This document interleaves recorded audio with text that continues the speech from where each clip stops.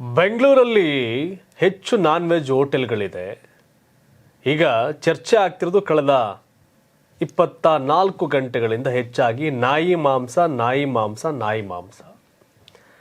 ಯಾಕೆ ಅಂದರೆ ರಾಜಸ್ಥಾನದಿಂದ ಬೆಂಗಳೂರಿಗೆ ಟ್ರೈನಲ್ಲಿ 90 ಬಾಕ್ಸಲ್ಲಿ ಬಂದಂತಹ 4,500 kg ಮಾಂಸ ಅದು ಕುರಿದ ನಾಯಿದ ಅಂತ.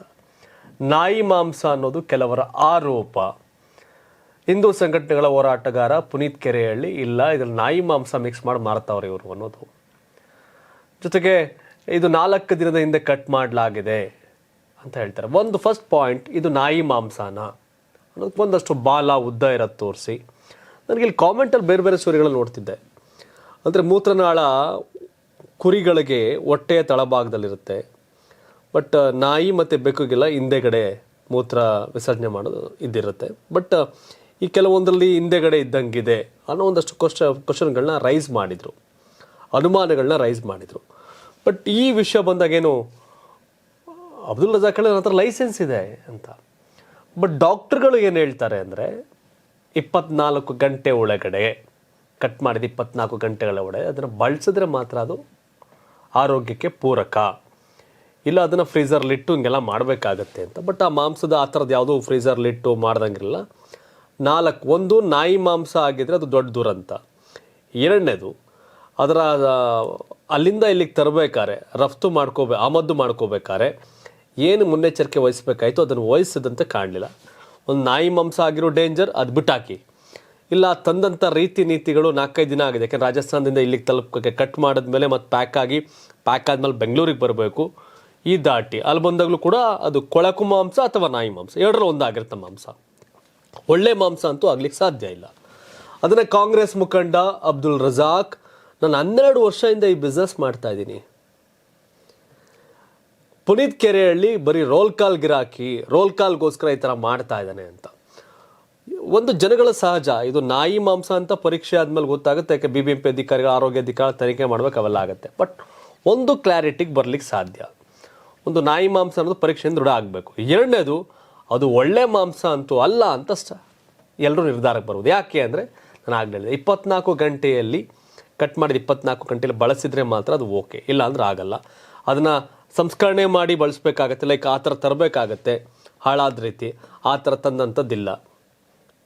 ಅದೆಲ್ಲವನ್ನೂ ಕೂಡ ಬಾಕ್ಸ್ ಓಪನ್ ಮಾಡಿ ನೋಡಿದಾಗ ಗೊತ್ತಾಗುತ್ತೆ. ಬಟ್ ದುರಂತ ಅದು ರೈಟ್ ಆರ್ ರಾಂಗೋ ಗೊತ್ತಿಲ್ಲ. ಪುನೀತ್ ಕೆರೆಹಳ್ಳಿಯವ್ರನ್ನ ಪೊಲೀಸರು ವಶಕ್ಕೆ ತೆಗೆದುಕೊಂಡಿದ್ದಾರೆ. ಈಗ ನ್ಯಾಯಾಂಗ ಬಂಧನದಲ್ಲಿದ್ದಾರೆ. ಅಂದರೆ ಅಧಿಕಾರಿಗಳಿಗೆ, ಪೊಲೀಸರಿಗೆ ಅಡ್ಡಿಪಡಿಸಿದ್ರು ಅನ್ನೋ ಕಾರಣಗಳನ್ನ ಕೊಟ್ಟು. ಇದರ ಕಳೆದ 1 ತಿಂಗಳ ಹಿಂದೆ CM ಸಿದ್ದರಾಮಯ್ಯ ಅವರ ಆಪ್ತ ಶಶಿಕುಮಾರ್ ದೊಡ್ಡ ಮಟ್ಟಕ್ಕೆ ಇದೇ ಅಬ್ದುಲ್ ರಜಾಕ್ ವಿರುದ್ಧ ರೈಲ್ವೆ ಸ್ಟೇಷನ್ಗೆ ಹೋಗಿ ಇದನ್ನು ಪ್ರತಿಭಟಿಸಿದ್ರು. ಪೊಲೀಸರು ಕೂಡ ಗಮನಕ್ಕೆ ತಂದಿದ್ರು. ಇದನ್ನು ಕರ್ನಾಟಕ TV ಸುದ್ದಿ ಪ್ರಸಾರ ಮಾಡಿತ್ತು. ಶಶಿಕುಮಾರ್ ಸಿದ್ದರಾಮಯ್ಯನವರ ಆಪ್ತ ಇದನ್ನು ದೊಡ್ಡ ಮಟ್ಟಕ್ಕೆ ಹೊರ ತರುವಂಥ ಕೆಲಸಕ್ಕೆ ಕೈ ಹಾಕಿದ್ರು 1 ತಿಂಗಳ ಹಿಂದೆ. ನನಗೆ ಆಶ್ಚರ್ಯ ಆಯಿತು, ಕಾಂಗ್ರೆಸ್ ಅವರು ಯಾಕಪ್ಪ ಕೈ ಹಾಕ್ತಾವ್ರೆ? ಯಾಕೆಂದರೆ ಅಬ್ದುಲ್ ರಜಾಕ್ ಈ ಬಿಸ್ನೆಸ್ ಮಾಡ್ತಿರೋದು. ಈ ಕಾಂಗ್ರೆಸ್ನವ್ರ ಕೈ ಹಾಕ್ತಾರಲ್ಲ ಶಶಿಕುಮಾರ್ ಕೇಳಿದಾಗ, ಶಿವಕುಮಾರ್ ಅವರೇ, ಕಾಂಗ್ರೆಸ್ಸೋ BJPನೋ ಅದು ಜನಗಳ ಆರೋಗ್ಯಕ್ಕೆ ಮಾರಕ ಅಂದಾಗ ಅದನ್ನು ತಡಿಬೇಕಾಗತ್ತೆ. ಸೊ ಹಾಗಾಗಿ ಅಬ್ದುಲ್ ರಜಾಕ್ ಮಾಡ್ತಿರೋದಿದೆಯಲ್ಲ, ಅದು ಬೆಂಗಳೂರಲ್ಲಿ ಇದು 100 ಹೋಟ್ಲಿಗೆ ಸಪ್ಲೈ ಆಗ್ತಿದೆ ಈ ಮಾಂಸ. ಬೆಂಗಳೂರಿನ ಜನ ಕೆಟ್ಟ ಮಾಂಸವನ್ನು ತಿಂತಾ ಇದ್ದಾರೆ. ಇದು ನಾಯಿ ಮಾಂಸ ಇರ್ಬೋದು ಅಂತ ಡೌಟ್ ಇದೆ, ಬಿಕಾಸ್ ಆಫ್ ಬಾಲ ಮತ್ತು ಇದು ನೋಡಿದ್ರೆ ಅಂತ. ನನಗೊಬ್ಬ ನಮ್ಮ ಸಬ್ಸ್ಕ್ರೈಬರ್ ಕಾಮೆಂಟಲ್ಲಿ ತಿಳಿದಲ್ಲ, ಕುರಿಗಾದರೆ ಮೇಕೆಗಾದರೆ ಮೂತ್ರನಾಳ ಅದು ಹೊಟ್ಟೆ ಭಾಗದ ಕೆಳಗಡೆ ಭಾಗ ಬರುತ್ತೆ. ಬಟ್ ಇದು ನಾಯಿಗಳಿಗೆ ಬೆಕ್ಕು ಇದಕ್ಕೆಲ್ಲ ಹಿಂದೆ ಇರುತ್ತೆ. ಬಟ್ ಇದು ಯಾಕೋ ಮಿಸ್ ಹೊಡಿತದೆ, ಇದೆಲ್ಲ ಅಬ್ಸರ್ವ್ ಮಾಡಿದಾಗ ನಾಯಿ ಮಾಂಸ ಅನ್ಸುತ್ತೆ ಅಂತ ಕಾಮೆಂಟ್ ಹಾಕಿದ್ರು. ಬಟ್ ವಿಷಯ ಏನು ಅಂದರೆ, ಬೆಳಗ್ಗೆಯಿಂದಾಗಲೇ ವಿನಾಯಕ್ ನನ್ನ ಕಲಿಗೆ ನಿಮ್ಗೆ ಭಾಳಷ್ಟು ಇನ್ಫಾರ್ಮೇಷನ್ ಕೊಡ್ತಾಯಿದ್ರು. ಪುನೀತ್ ಕೆರೆಹಳ್ಳಿ ಹೇಳಿದ್ರು, ಮತ್ತೊಬ್ರು ಹೇಳಿದ್ರು, ಅದರ ನಾಯಿ ಮಾಂಸ ಅನ್ನೋದು ಲ್ಯಾಬ್ ಟೆಸ್ಟ್ ಪರೀಕ್ಷೆ ಮೂಲಕ ಸಾಬೀತಾಗಬೇಕು. ಒಂದು. ಎರಡನೇದೊಂದು ಕ್ಲಾರಿಟಿ ಇದೆ, ಇದು ಒಳ್ಳೆ ಮಾಂಸ ಅಲ್ಲ, 100% ಇದು ಸೇವನೆಗೆ ಒಳ್ಳೆ ಮಾಂಸ ಅಲ್ಲ ಅನ್ನೋದನ್ನು. ಯಾಕೆಂದರೆ ಕರ್ನಾಟಕದಲ್ಲಿ ಕುರಿಗಳು ಕಡಿಮೆ ಏನು? ಕುರುಬ ಸಮುದಾಯದ ಸೇರಿದಂಥವರು, ಸಿದ್ದರಾಮಯ್ಯವರು ಮುಖ್ಯಮಂತ್ರಿ.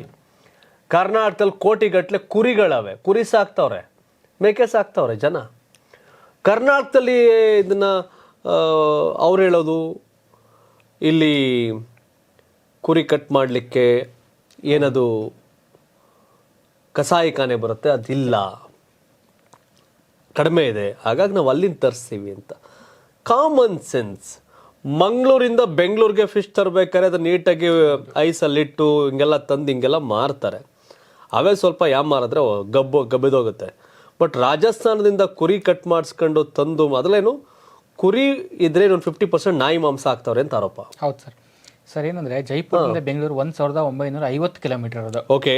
ಮಿನಿಮಮ್ ಅಂದ್ರೆ 4 ರಿಂದ 5 ದಿವಸ ಬೇಕು ಸರ್. ಅಂದ್ರೆ ಟ್ರೈನ್ ಆಕ್ಚುಲಿ ಯಾಕೆ ಅಷ್ಟೊಂದು ಲೇಟು? 3 ದಿನ ಬರೋಕ್ಕಾಗಲ್ವಾ? ಇಲ್ಲ ಸರ್, ಅದು ಆಕ್ಚುಲಿ 3 ದಿವಸಕ್ಕೆ ಬರುತ್ತೆ. ಬಟ್ ಏನಂತಂದ್ರೆ ನಾವು ಟ್ರೈನಿಗೆ ಪ್ಯಾಕಪ್ ಮಾಡ್ಬೇಕಂದ್ರೆ ಮಂಗಳೂರ ಕುರಿ ಕಟ್ ಮಾಡ್ಬೇಕಾಗುತ್ತೆ. ಕುರಿ ಕಟ್ ಮಾಡಿ, ಕುರಿ ಆದ್ರೆ ಕುರಿ, ನಾಯಿ ಆದ್ರೆ ನಾಯಿ, ಯಾವ್ದಾರ ಆಗ್ಲಿ, ಯಾವ ಮಾಂಸ ಆಗ್ಲಿ 1 ಡೇ ಬಿಫೋರ್ ಮಾಡ್ಬೇಕಾಗುತ್ತೆ. ಟ್ರೈನ್ ಮತ್ತೆ ಪ್ಯಾಕಪ್ ಮಾಡ್ಬೇಕು, ಹಾಕ್ಬೇಕಂತ. ಈಗ ಉದಾಹರಣೆಗೆ ಇವತ್ತು ಬೆಳಿಗ್ಗೆ ಕಟ್ ಮಾಡಿದ್ರೆ, ಶನಿವಾರ ಬೆಳಿಗ್ಗೆ ಕಟ್ ಮಾಡಿದ್ರೆ, ಶನಿವಾರ ಸಂಜೆ ಪ್ಯಾಕ್ ಮಾಡಿ ಶನಿವಾರ ರಾತ್ರಿ ಟ್ರೈನ್ಗೆ ಹಾಕಿದ್ರೆ, ಹೌದು, ಭಾನುವಾರ, ಸೋಮವಾರ, ಮಂಗಳವಾರ ಸಂಜೆಗೆ ಬೆಂಗಳೂರಿಗೆ ಬರ್ತದೆ, ಬುಧವಾರ ಹೋಟ್ಲಿಗೆ ಹೋಗುತ್ತೆ. ಹೌದು. ಅಂದ್ರೆ ಶನಿವಾರ ಕಟ್ಟಾದಂತ ನಾಯಿನೋ ಕುರಿನೋ ಮಾಂಸ ಭಾನುವಾರ, ಸೋಮವಾರ, ಮಂಗಳವಾರ, ಬುಧವಾರ ಹೋಗುತ್ತೆ. 5 days. ಅವರು ಬಿರಿಯಾನಿ ಹೋಟ್ಲಿಗೆ ಹೋದ್ಮೇಲೆ ಅವತ್ತೇ ಖಾಲಿ ಆಗಲ್ವಲ್ಲ ಮಟನ್. ನಾಳೆ ಅವರು ಫ್ರಿಜ್ ಅಲ್ಲಿ ಇಡ್ತಾರೆ, ಅವರು ಸ್ಟೋರೇಜ್ ಮಾಡ್ತಾರೆ. ಇದೆಲ್ಲ ಸಮಸ್ಯೆ. ಇನ್ನೊಂದು ಏನ್ ಗೊತ್ತಾ ಸರ್, ಬಟ್ ಇದು ಒಂದಂತೂ ಸಾಬೀತು, ನಾಯಿದೋ ಕುರಿದೋ ಸೆಕೆಂಡ್ರಿ, ಬಟ್ ಹಾಳಾಗಿರೋ ಮಾಂಸ ಅನ್ನೋದು ನಿಮ್ ಗಮನದಲ್ಲಿರ್ಲಿ ಪ್ಲೀಸ್. ಸರ್ ಏನಂದ್ರೆ ಈ ಅಬ್ದುಲ್ ರಜಾಕ್ ಏನಂದ್ರೆ ಬಂದಂತ ಅಷ್ಟು ಬಾಕ್ಸ್ಗಳನ್ನ ಓಪನ್ ಮಾಡಬಾರ್ದು ಅಂತ ಹೇಳ್ತಾರೆ. ಇದು ನಿಜಕ್ಕೂ ಸಕ್ರಮವಾಗಿ ಅಂದ್ರೆ ಅವ್ರ ಲೈಸೆನ್ಸ್ ಇಟ್ಕೊಂಡು ಏನು ತರಿಸ್ತಾ ಇದ್ರೆ ಮಟನ್ನ ಓಪನ್ ಮಾಡಕ್ ಅಲ್ಲಿ ಬಿಡ್ಬೋದಿತ್ತಲ್ಲ, ಓಪನ್ ಮಾಡಿ ತೋರಿಸ್ಬೋದಿತ್ತು, ಚೆನ್ನಾಗಿದೆ ಮಾಂಸ, ಏನ್ ತಪ್ಪಿಲ್ಲ ತೋರಿಸ್ಬೋದಿತ್ತು. ಬಟ್ ಮಾಂಸ ಚೆನ್ನಾಗಿದ್ದೆ ಚೆನ್ನಾಗಿಲ್ಲ ಅಂತ ಅಧಿಕಾರಿಗಳಿಗೆ ತೋರಿಸ್ಬೇಕು ಒಂದು.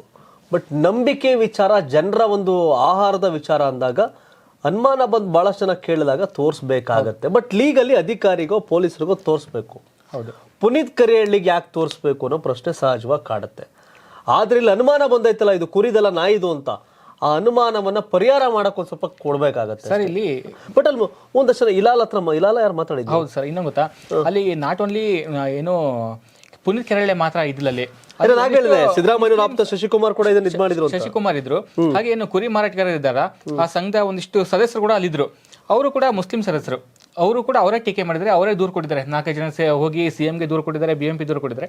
ಬಟ್ ಇದುವರೆಗೂ ಯಾವುದು ಕೂಡ ಅಲ್ಲಿ ಇದಾಗಿಲ್ಲ, ಕಾರ್ಯಾಚರಣೆ ನಿಲ್ಲಿಸಿಲ್ಲ. ಬಟ್ ಮಾಂಸ ಕಂಟಿನ್ಯೂ ಬರ್ತಾ ಇತ್ತು. ಬಟ್ ನಿನ್ನೆ ಹೋಗಿದ್ರೆ ಟ್ರೈನ್ ಬಂದ ತಕ್ಷಣ ಎಲ್ಲ ದಾಳಿ ಮಾಡಿದ್ದಾರೆ. ಅಂದ್ರೆ ಆಟೋಗೆ ಡಂಪ್ ಮಾಡ್ತಾರಲ್ಲ ಆ ಟೈಮಲ್ಲಿ, ಏನಂದ್ರೆ ಅಲ್ಲಿ ಯಾವ ರೀತಿ ಮಾಂಸ ಸಾಗಾಟ ಆಗುತ್ತೆ, ಯಾವ ರೀತಿ ಇದೆ ಅನ್ನುವಂಥದ್ದು ನೋಡಲೇಬೇಕು ಅನ್ನುವಂಥ ಪಟ್ಟಿಡ್ ಕೂತಾರೆ. ಅವಾಗ ಇದು ಗೊತ್ತಾಗಿದೆ ಸರ್ ವಿಚಾರ.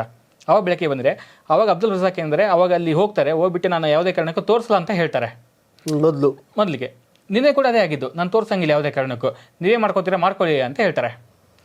ಇದೇ ಇಲ್ಲಿ ಸ್ವಲ್ಪ ಸಮಸ್ಯೆ ಆಗಿರೋದು ಅವ್ರಿಗೀಗ. ಅಂದರೆ ಇಷ್ಟು ದಿವಸ ಹೋಗಿದ್ದು ಕೂಡ ಮಿಕ್ಸ್ಡ್ ಮಾಂಸನೋ ಅಥವಾ ಕಲಬೆರಕೆ ಮಾಂಸನೋ ಅಥವಾ ಹಲಸಿದ ಮಾಂಸನೋ ಅನ್ನೋವಂಥದ್ದು ಈ ಕ್ವಶನ್ ಆಗಿದೆ. ಒಂದು ಕ್ಲಿಯರ್, ಅಲ್ಲಿಂದ ಇಲ್ಲಿ ಬರೋಷ್ಟಲ್ಲಿ 4 ದಿನ 5 ದಿನ ಕಟ್ ಮಾಡೋದು ಸಮೇತ ಇದು ಹಾಳಾದ ಮಾಂಸ. ಒಂದು ಕ್ಲಾರಿಟಿ. ಹೌದು, ಹಾಳಾದ ಮಾಂಸ ಅನ್ನೋದು ಸೇವನೆಗೆ ಯೋಗ್ಯವಲ್ಲದ ಮಾಂಸ ಅನ್ನೋದು ಒಂದು ಕ್ಲಾರಿಟಿ. ನಾಯಿದೋ ಕುರಿದೋ ನರಿದೋ ಟೆಸ್ಟ್ ಮಾಡಿದ್ಮೇಲೆ ಗೊತ್ತಾಗುತ್ತೆ ಇದು. ಬಟ್ ದುರಂತ ಅಂದರೆ ಕರ್ನಾಟಕದಲ್ಲಿ ಸಾವಿರಾರು ರೈತರು ಮೇಕೆ ಸಾಕಾಣಿಕೆ ಮಾಡ್ತಾ ಇದ್ದಾರೆ, ಕುರಿ ಸಾಕಾಣಿಕೆ ಮಾಡ್ತಾ ಇದ್ದಾರೆ ದೊಡ್ಡ ಮಟ್ಟದಲ್ಲಿ. ನಮ್ಮಲ್ಲಿ ಕುರಿ ಮೇಕೆ ಮಾಂಸ ಶಾರ್ಟೇಜ್ ಅನ್ನೋದು ದುರಂತ. ಮದ್ದೂರಿನ ಮಾಜಿ ಶಾಸಕ, ಮಾಜಿ ಸಚಿವ ತಮ್ಮಣ್ಣವರು ನಮ್ಮ ಮದ್ದೂರು ಕ್ಷೇತ್ರದಲ್ಲೇ ಕುರಿ ಮಾಂಸವನ್ನ ಬೇರೆ ದೇಶಕ್ಕೆ ಎಕ್ಸ್ಪೋರ್ಟ್ ಮಾಡ್ತಾವ್ರೆ. ಹಿಂಗಿದೆ, ನಮ್ಮ ಹತ್ರ ಎಕ್ಸ್ಟ್ರಾ ಇದೆ, ಕುರಿ ಮೇಕೆ ಜಾಸ್ತಿ ಐತೆ. ಬಟ್ ದುರಂತ ರಜಾಕ್ ಹೇಳ್ತಿರೋದೇನು ಅಂದ್ರೆ ಇಲ್ಲಿ ವಧಾ ಸೆಂಟರ್ಗಳಿಲ್ಲ, ಕಸಾಯಿಖಾನೆಗಳಿಲ್ಲ, ಕುರಿ ಇಲ್ಲ, ಕತೆಗಳು ಹೇಳ್ತಾವ್ರೆ. ನಂಗೆ ಅರ್ಥ ಆಗ್ತಿಲ್ಲ. ಕರ್ನಾಟಕದಲ್ಲಿ ಮೇಕೆ ಮತ್ತೆ ಕುರಿ ಮಾಂಸವನ್ನು ಎಕ್ಸ್ಪೋರ್ಟ್ ಮಾಡ್ತಾವ್ರೆ, ಇವ್ರು ಬೆಂಗಳೂರಿಗೆ ಇಂಪೋರ್ಟ್ ಮಾಡ್ಕತ್ತವ್ರೆ. ಸರ್ ಅದಕ್ಕೆ ಒಂದು ರೀಸನ್ ಇದೆ, ಏನಂದ್ರೆ ಹೆಂಗಿದು ಅಂತ. ಯಾಕಂದ್ರೆ ನನ್ಗೆ ಗೊತ್ತಿರೋ ಮಾಹಿತಿ ಇದು. ಅದೇ ಸರ್, ಅವ್ರ ಎಕ್ಸ್ಪೋರ್ಟ್ ಮಾಡ್ತಿದೆ ಕರ್ನಾಟಕ ಕುರಿ ಮತ್ತೆ ಮೇಕೆ ಮಾಂಸವನ್ನ. ಇವರು ಶಾರ್ಟೇಜ್ ಅನ್ನೋ ದಾಟಿಲ್ ಬೇರೆ ಬೇರೆ ಕಾರಣ ಕೊಟ್ಟು ರಾಜಸ್ಥಾನದಿಂದ ತರಿಸ್ಕೊತಾವ್ರೆ.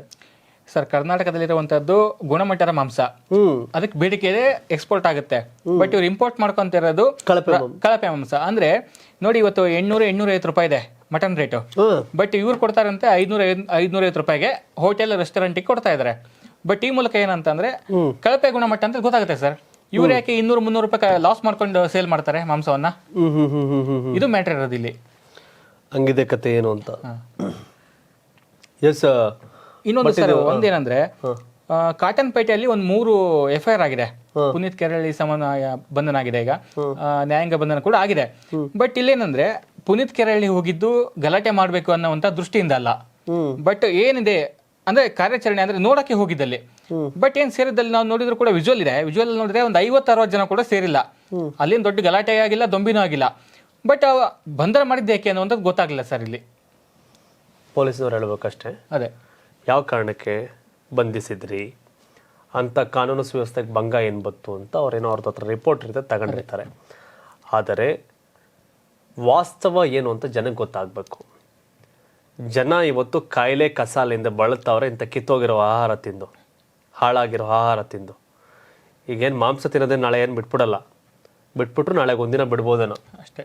ಏನು ನಮ್ಮ ಟಿ ವಿಯವರ ನಾಯಿ ಮಾಂಸನ ಕುರಿ ಮಾಂಸನ ಟೈಟ್ಲ್ ಹಾಕಿ ಒಂದು ವಾರ ಮಾಂಸ ತಿನ್ನೋದು ನಿಲ್ಲಿಸ್ಬೋದೇನೋ, ಮತ್ತೆ ಬೇಕಾದ್ರೆ ಮಂಗಳವಾರದಿಂದ ಜನ ತಿಂತಾರೆ. ಬಟ್ ಆದರೆ ಈ ಮಾಂಸ ಒಳ್ಳೆ ಮಾಂಸ ಅಲ್ಲ, ಕುರಿದು ನಾಯಿದು ಸೆಕೆಂಡ್ರಿ.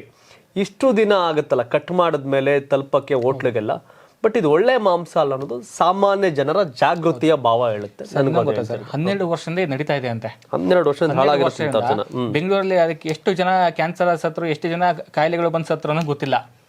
ಬಟ್ ಇರ್ಬೋದಲ್ಲ, ಹೇಳಕ್ಕಾಗಲ್ಲ. ಕೆಟ್ಟೋಗ್ರೆ 5 ದಿವಸದಿಂದ ಮಾಂಸ ದುರಂತ. ನಮ್ಮ ಕರ್ನಾಟಕದಲ್ಲಿ ಕುರಿ ಮೇಕೆ ಸಾಕೋರು ಭಾಳ ಅವರೇ, ಉತ್ಪಾದನೆ ಆಗ್ತಾ ಇದೆ. ಇವ್ರು ಕಡಿಮೆಗೆ ಸಿಗುತ್ತೆ ಅಂದ್ಬಿಟ್ಟು ಎಲ್ಲಿಂದ ತಂದ್ಬಿಟ್ಟು 4-5 ದಿನದ ಮಾಂಸನ ಹೋಟ್ಲಿಗೆ ಹಾಕಿ ಅವ್ರು 4-5 ದಿನ ಇಟ್ಕೊಂಡು ಅದನ್ನು ತಿನ್ನಿಸಿ, ಅಪ್ಪ ದೇವ್ರೆ ಕೇಳಿಸ್ಕೊಂಡ್ರು ಒಂಥರ ಆಗುತ್ತೆ ಅಲ್ಲೇ. ಸೊ ತಾವೇನು ಹೇಳ್ತೀರಿ ಪುನೀತ್ ಕೆರೆಹಳ್ಳಿ ಬಂಧನದ ಬಗ್ಗೆ, ತಾವೇನು ಹೇಳ್ತೀರಿ? ಮತ್ತು ಈ ಮಾಂಸ ಕುರಿದ ನಾಯಿದ ಅದು ಟೆಸ್ಟ್ ಮಾಡಿದ್ರೆ ಗೊತ್ತಾಗುತ್ತೆ, ನೀವು ಕಾಮೆಂಟ್ ಹಾಕಿದ್ರೆ ಗೊತ್ತಾಗಲ್ಲ. ಬಟ್ ಕೆಲವ್ರು ನಿಮ್ಮ ಅಭಿಪ್ರಾಯ ಏನನ್ಸುತ್ತೆ ನೋಡಿದಿರೋದಲ್ಲ, ಅದ್ರ ಬಗ್ಗೆ ಹೇಳಿ. ಜೊತೆಗೆ ಇಷ್ಟು ದಿನ ಇಟ್ಟಂಥ ಮಾಂಸ ತಿನ್ನೋದು ಒಳ್ಳೇದಲ್ಲ ಅಂತ ಸಹಜವಾದ ಗೊತ್ತು. ಬಟ್ ಇದನ್ನು ತಡೆಗಟ್ಟಬೇಕಾ ಸರ್ಕಾರ? ಇಲ್ಲ ಅದಕ್ಕೂ ಲೈಸೆನ್ಸ್ ಕೊಟ್ಟು ಪೋಷಣೆ ಮಾಡಬೇಕಾ? ಅಬ್ದುಲ್ ರಜಾಕ್ ಕಾಂಗ್ರೆಸ್ ನಾಯಕ ಅನ್ನೋ ಕಾರಣಕ್ಕೆ ಅದನ್ನು ಉಳಿಸ್ಕೊಂಡು ಹೋಗ್ತಿದ್ದಾರೆ ಅಂತ ಕೆಲವರು ಆರೋಪ ಮಾಡ್ತಾರೆ. ಬಟ್ ಆತ 12 ವರ್ಷದಿಂದ ಮಾಡ್ತಿದ್ದಾನೆ, ಯಾಕೆ BJP ಅವ್ರು ಏನು ಮಾಡಲಿಲ್ಲ?